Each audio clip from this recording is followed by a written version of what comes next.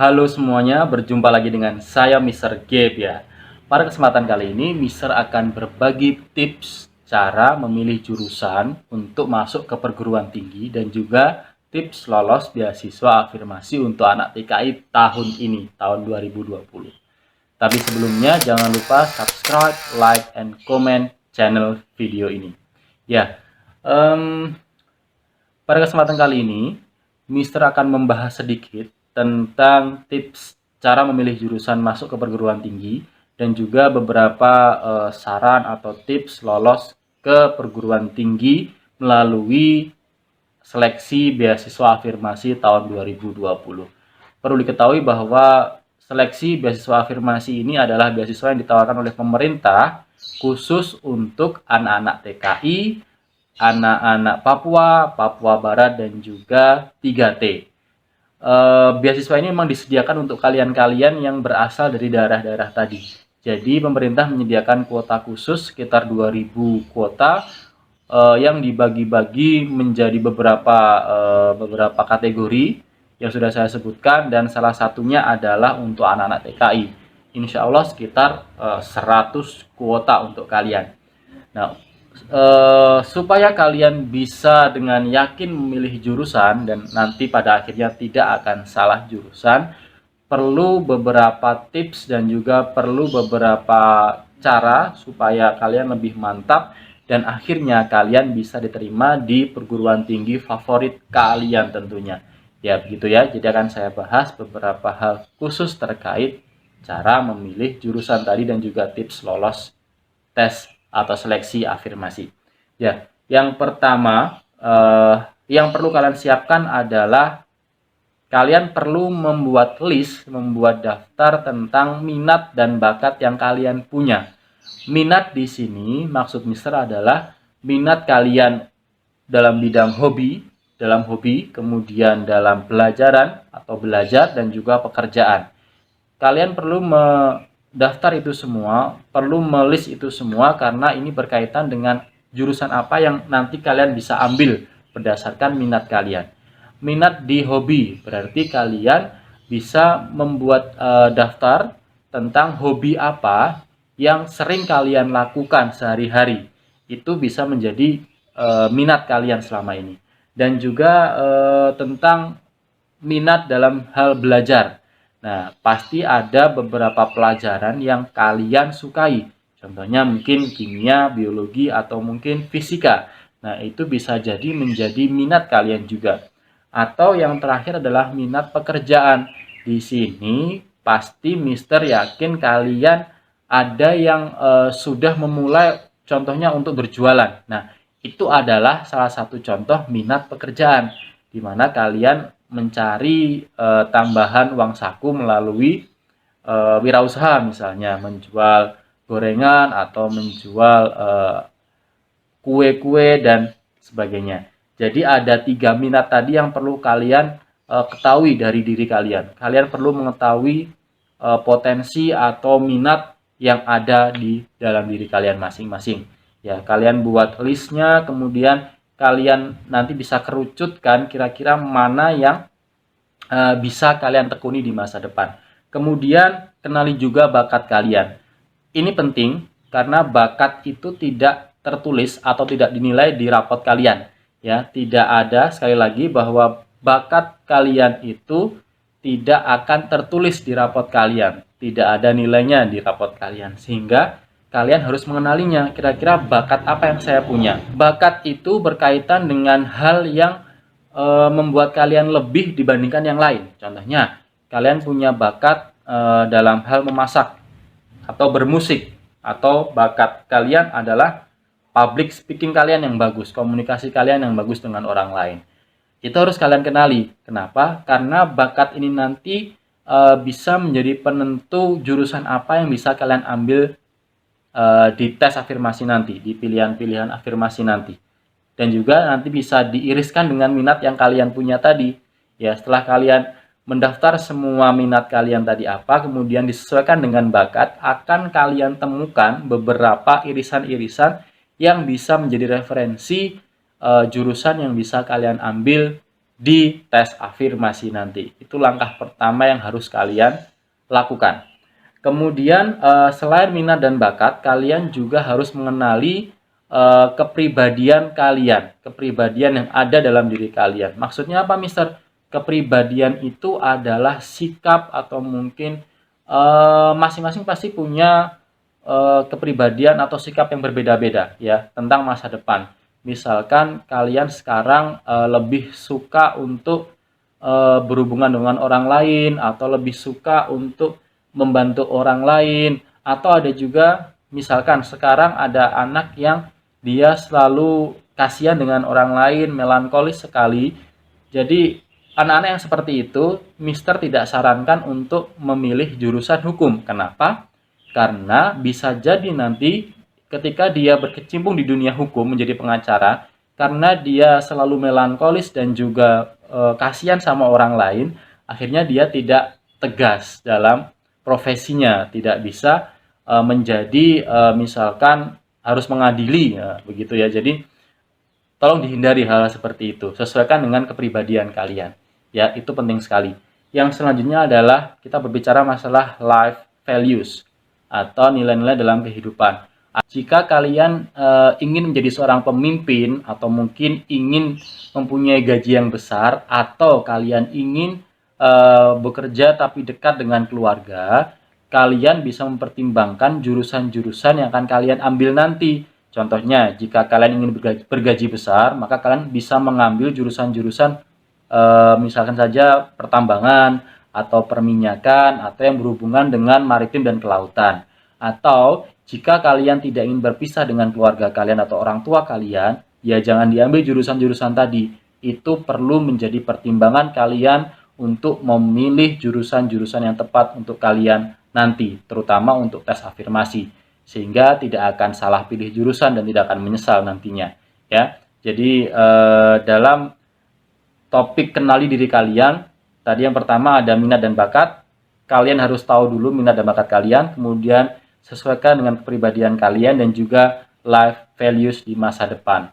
Kalian harus tahu dulu 4 hal tadi, sehingga ketika semua sudah kalian daftar, sudah kalian tuliskan masing-masing, kalian bisa mencari irisan-irisan yang paling dominan ya. Kalian bisa mengerucutkan sehingga mendapatkan ya minimal ada 5 jurusan yang menjadi pilihan kalian untuk tes afirmasi nanti. Selanjutnya, setelah kalian mengenali diri kalian, kalian juga harus membaca peluang. Apa itu membaca peluang? Peluang di sini adalah pertama kita berbicara masalah passing grade ya. Kalian harus tahu passing grade masing-masing jurusan dan juga perguruan tinggi yang akan kalian tuju. Itu penting. Apa itu passing grade? Passing grade bisa kalian cari sebenarnya. Kalian bisa googling ataupun mencari di website masing-masing kampus atau websitenya SBMPTN ya. Tingkat keketatan masuk ke perguruan tinggi ya. Berapa yang mendaftar dan juga berapa yang diterima. Itu penting. Semakin tinggi passing grade-nya berarti grade suatu jurusan atau perguruan tinggi juga semakin tinggi. Otomatis kalian akan memiliki peluang yang lebih kecil untuk masuk ke jurusan tersebut atau perguruan tinggi tersebut. Itu untuk passing grade. Jadi tolong kalian harus mencari dulu passing grade masing-masing jurusan atau perguruan tinggi yang ingin kalian masuki. Setelah itu, setelah kalian mencari passing grade-nya, jangan lupa kalian harus mencari informasi sedetail mungkin tentang jurusan atau perguruan tinggi yang akan kalian tuju. Ya, tentang mata kuliahnya apa, kemudian tentang pembelajarannya bagaimana, prospek kerjanya bagaimana, itu harus kalian tahu terlebih dahulu. Jangan sampai menyesal, karena banyak kejadian yang ketika mereka sudah masuk ke bangku kuliah, mereka baru tahu ternyata bahwa mata pelajarannya atau mata kuliahnya tidak sesuai dengan yang mereka bayangkan dulu ketika memilih jurusan tersebut. Contohnya, ada tidak dari kalian yang berpikir bahwa ketika saya masuk teknik kimia, kalian atau saya akan belajar tentang kimia. Itu salah besar ya, salah besar. Ketika kita masuk teknik kimia, ternyata yang dipelajari adalah fisika dan matematika. Nah, kan jangan sampai kalian salah jurusan dan akhirnya tidak betah dan ujung-ujungnya kalian males-malesan, dan percuma masa 4 tahun kalian di bangku kuliah. Ya, setelah itu, setelah kalian tahu passing grade-nya, setelah kalian mencari banyak informasi tentang jurusan dan juga perguruan tingginya, langkah selanjutnya adalah saya sarankan kalian fokus dengan jurusannya, bukan perguruan tingginya. Kenapa? Karena masing-masing perguruan tinggi memiliki kekhususan atau memiliki kekhasan dalam pengembangan di jurusan-jurusan tertentu. Misalkan, kalau kalian ingin berkembang dalam segi bisnisnya, berarti kalian harus memilih perguruan tinggi yang memiliki jurusan yang memang fokus di pengembangan bisnis. Misalkan kalian tertarik dengan hal-hal yang berbau biologi kelautan, nah, berarti kalian bisa masuk ke jurusan atau perguruan tinggi yang memang fokusnya ada di situ. Jadi sekali lagi, jangan sampai fokusnya hanya ke perguruan tinggi saja, karena di beberapa perguruan tinggi nanti itu mereka memiliki beberapa jurusan yang memang masih belum juga terakreditasi atau masih C. Itu bahaya. Jadi fokusnya ke jurusan dulu, baru nanti kalian bisa memilih perguruan tinggi mana yang akan kalian tuju berdasarkan jurusan tadi, ya. Kemudian selanjutnya adalah ini terkait afirmasi, terkait tes afirmasi. Nanti di tes afirmasi kalian bisa memilih 2 pilihan perguruan tinggi atau politeknik, ya. Sekali lagi, nanti di tes afirmasi kalian bisa memilih 2 pilihan perguruan tinggi atau politeknik. Bisa kedua-duanya adalah perguruan tinggi atau campuran antara perguruan tinggi dan politeknik. Ya, masing-masing pilihan nanti kalian harus memilih lagi 2 jurusan. Jadi total ada 4 sebenarnya, ya, ada 4. Ada pilihan 1, ada jurusan 1, 2, di pilihan 2 juga ada jurusan 1 dan 2. Kemudian nanti ada pilihan 3. Pilihan 3 maksudnya adalah pilihan di mana kalian siap ditempatkan di berbagai perguruan tinggi di Indonesia ketika kalian tidak memenuhi syarat untuk masuk di pilihan pertama dan kedua kalian. Ya, saran saya untuk memilih pilihan 1, 2 itu tempatkan prioritas utama kalian di pilihan 1. Otomatis passing grade-nya harus tinggi di sini, ya. Passing grade-nya harus tinggi. Kemudian ini jurusan atau perguruan tinggi yang memang kalian idam-idamkan untuk masuk di situ. Jadi tempatkan di pilihan 1. Kemudian di pilihan kedua adalah pilihan yang mempunyai grade atau passing grade lebih rendah daripada pilihan 1. Dan ini adalah pilihan aman buat kalian. Sekali lagi, ini pilihan aman buat kalian. Kalau kalian tidak bisa mengerjakan soalnya atau nilai kalian jelek, dan nanti akan terlempar ke pilihan ketiga kalau kalian memilihnya, ya. Otomatis kan siap ditempatkan di berbagai daerah di Indonesia, ya. Misalkan begini, Mister mempunyai pilihan ingin kuliah di UI, ITB, dan juga ITS, ya, dengan satu jurusan yang sama. Misalkan jurusannya adalah jurusan kimia murni. Nah, setelah Mister mencari referensi di website kampus dan sebagainya, ternyata antara 3 tadi, UI memiliki passing grade yang paling tinggi di antara ketiganya, sehingga Mister akan menempatkan UI menjadi pilihan 1, ya. UI pilihan 1 dengan jurusan kimia murni. Mungkin pilihan keduanya atau jurusan keduanya di pilihan 1 adalah biologi. Nah, selanjutnya di pilihan kedua, Mister tidak akan memilih antara ITB ataupun ITS. Sekali lagi, Mister tidak akan memilih antara ITB dan ITS. Kenapa?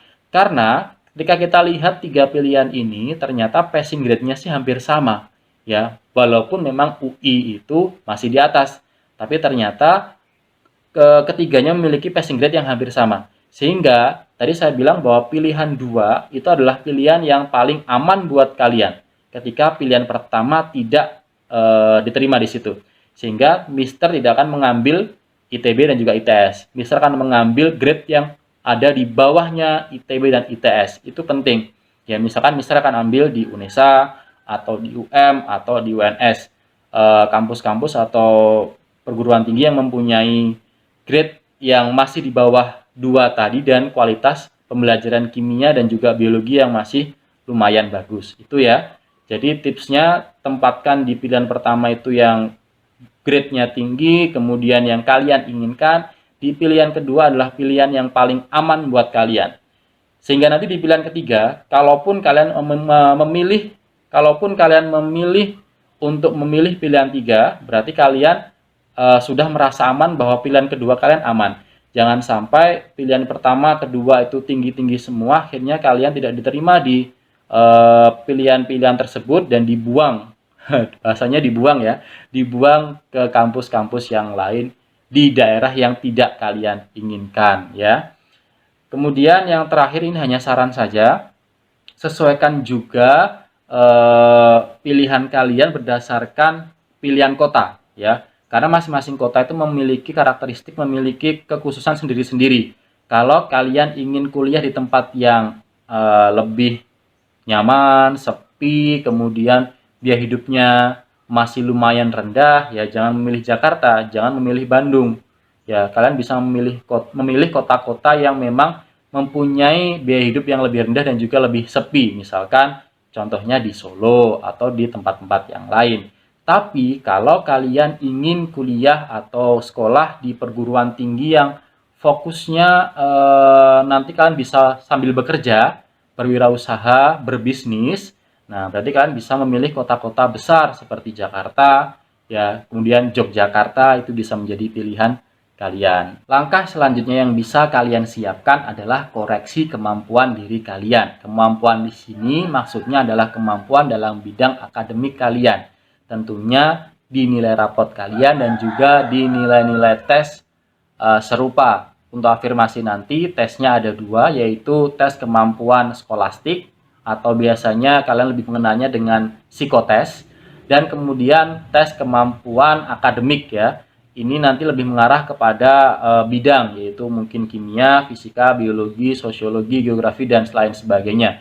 Jadi kalian koreksi kemampuan kalian. Bisakah kemampuan saya mengerjakan soal-soal itu semua? Bisakah saya mendapatkan nilai yang bagus di tes-tes itu nanti? Bisakah nilai rapot saya mendongkrak portofolio saya dalam tes afirmasi nanti? Itu perlu kalian koreksi. Kenapa? Karena kalau kalian memiliki nilai rapot yang memang cenderung dari middle low atau di bawah, kemudian dari tes-tes tadi kalian merasa kurang yakin atau kurang mampu mengerjakannya, jangan memilih jurusan-jurusan yang mempunyai passing grade yang tinggi atau tingkat keketatan yang sangat ketat, yang sangat tinggi juga, yaitu percuma. Misalkan kalian memilih jurusan kedokteran, ataupun pertambangan, ataupun psikologi, atau manajemen malah ya.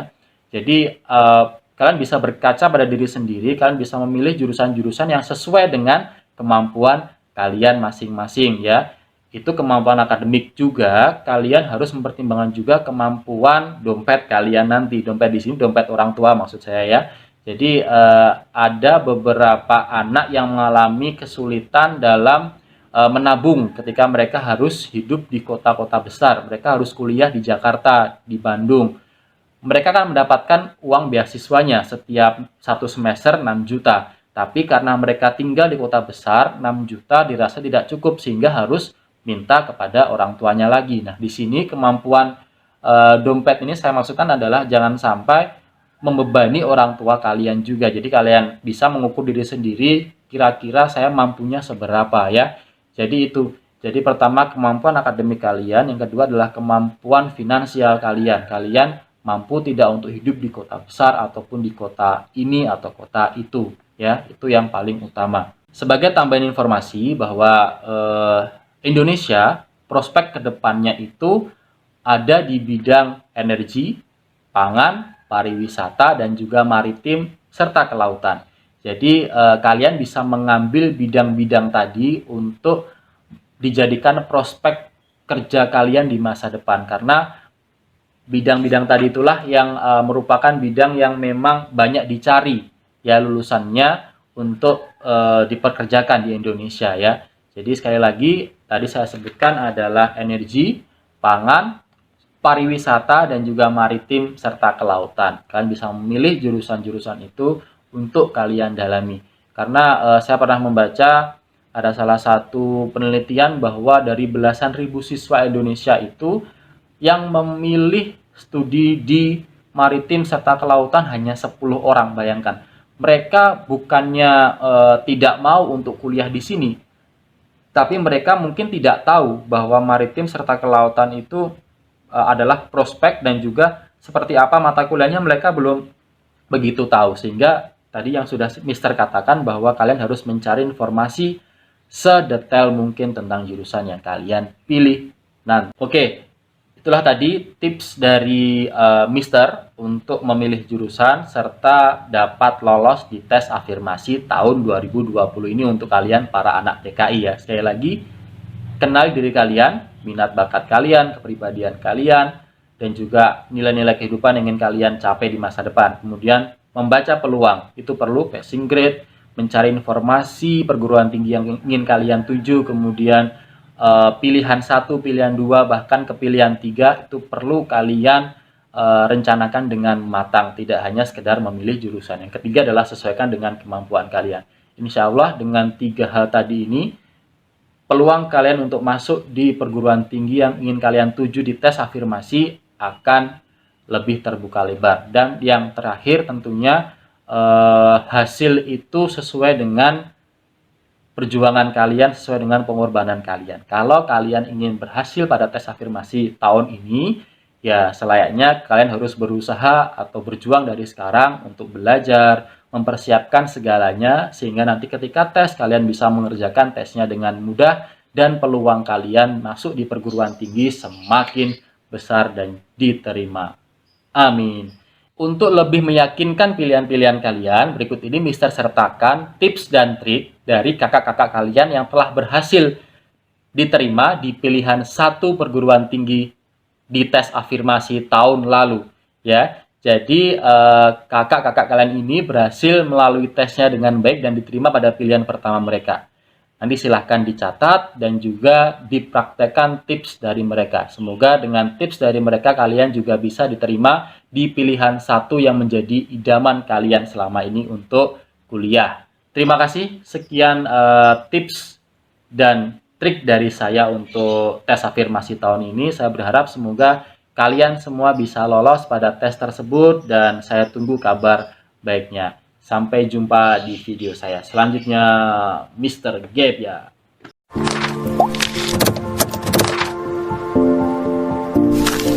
Halo, perkenalkan nama saya Samsidar Mahmud. Saya alumni SMA Muhammadiyah 1 Ngawi. Sekarang saya berkuliah di Universitas Negeri Surabaya. Saya lulusan afirmasi angkatan 2019.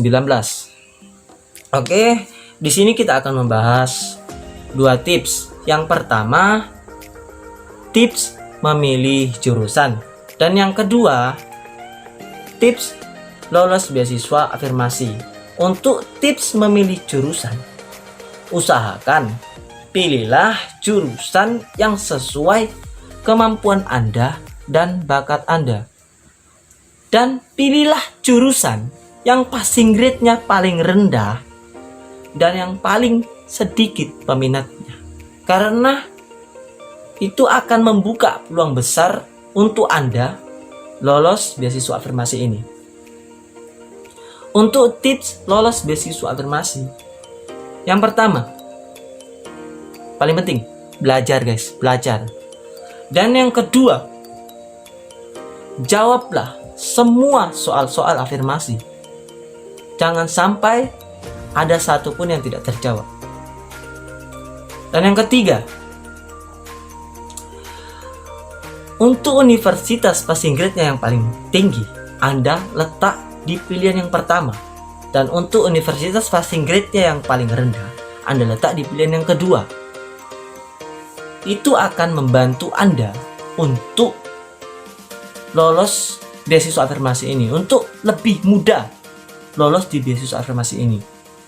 Untuk jurusannya, letaklah di pilihan pertama itu jurusan yang sesuai kemampuan dan bakat Anda. Yang kedua, letaklah jurusan yang passing grade-nya paling rendah dan yang paling sedikit peminatnya. Karena itu akan membantu Anda dan mempermudah Anda untuk lolos beasiswa afirmasi ini. Afirmasi 2020. Semangat, afirmasi, jaya! Hai guys, saya Handeliani dari Universitas Airlangga, jurusan Bahasa dan Sastra Inggris. Ada beberapa tips yang saya lakukan sehingga saya bisa lolos tes afirmasi di Universitas Airlangga. Tips yang pertama, saya menentukan jurusannya. 2 jurusan yang sama di univ yang berbeda. Tips yang kedua, saya menentukan universitasnya. Universitas yang pertama harus lebih tinggi grade-nya dibanding universitas yang kedua. Karena menurut saya, kalau dua-duanya universitasnya grade-nya sama-sama tinggi, peluang masuk itu akan susah. Jadi kalau pilihan kedua grade-nya lebih rendah, paling tidaklah masih ada peluang untuk masuk di pilihan kedua gitu. Terus tuh tips yang ketiga, saya sering lihat-lihat IG yang postingannya itu tentang tryout gitu, tentang soalan-soalan tryout gitu. Terus tips yang keempat, saya sering berdoa. Terus yang kelima, waktu tes kemarin saya setiap menjawab soalan itu saya pasti solawatkan karena berharap semoga apa yang saya jawab itu benar dan semoga keputusannya itu sesuai yang saya inginkan. Itu aja sih. Assalamualaikum warahmatullahi wabarakatuh. Sebelumnya, perkenalkan, nama saya Muhammad Izzuddin. Saya dari Universitas Negeri Yogyakarta, Fakultas Ilmu Keolahragaan, Prodi Pendidikan Kepelatihan Olahraga S1. Tips lolos afirmasi versi saya pribadi, yang pertama adalah kenali diri Anda pribadi. Anda harus mengetahui kemampuan dan minat bakat Anda di mana, baik itu secara akademik maupun non-akademik. Dan yang kedua adalah duit. Duit dalam artian di sini adalah doa, usaha, ikhtiar, dan tawakal. Dan yang paling penting sekali dan terakhir adalah minta doa restu kedua orang tua Anda, keluarga Anda, dan bapak ibu guru Anda, karena mereka telah berjuang untuk Anda. Mungkin itu aja tips dari saya. Sekian dan terima kasih. Halo kepada semua calon penerima beasiswa afirmasi tahun 2020. Semoga kalian sehat selalu ya.